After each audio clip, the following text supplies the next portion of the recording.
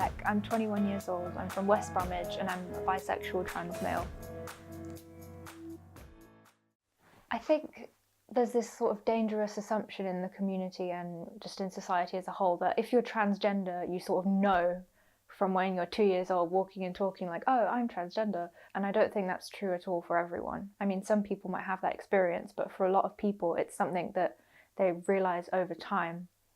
Especially for me, I didn't think when I was having body image issues that, oh, this is gender dysphoria. I just thought I was another teenage girl having these sort of self-doubts about my own body image. I had therapy for anxiety and depression for a while, and that did help with the negative emotions, but we couldn't find the underlying cause. And I always thought when I was younger that if you had gender dysphoria, you just sort of knew in your head, like, this is gender dysphoria, because no one really talks about it and no one really tells you what it feels like, except, oh, you're just going to hate your body, that sort of thing. I think that held me back in a lot of respects because I didn't consider that it was something that could happen, because I thought that I'd already know, or someone would have already just gone, oh yeah, you've got gender dysphoria, when I went to like my therapist or something like that. But the real thing came to me when I was in a shop and I was wearing a hoodie and I had short hair at the time.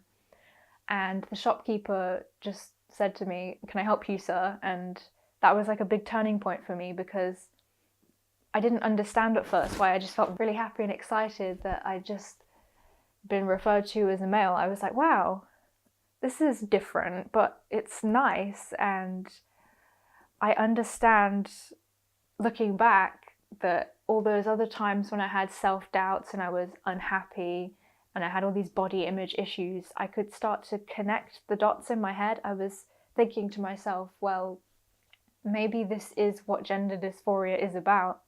And I mean, everyone experiences it in different ways. For some people, it's quite obvious. They're like, oh, I want to change this specific part of my body and I want to do this specific thing.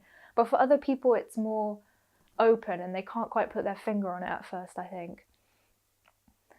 And I think when I was younger and I was growing up, I always felt a bit like an outcast, and I felt like maybe other children didn't see me as the kind of person I wanted to be, but I just didn't understand why.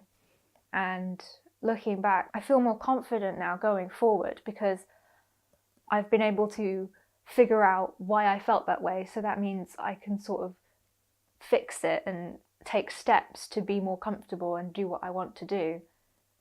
So I think it's really dangerous just to assume, especially when you're young, that you're just going to know straight away, because that's not always true. And sometimes it takes a bit of exploring and thinking back and trying new experiences.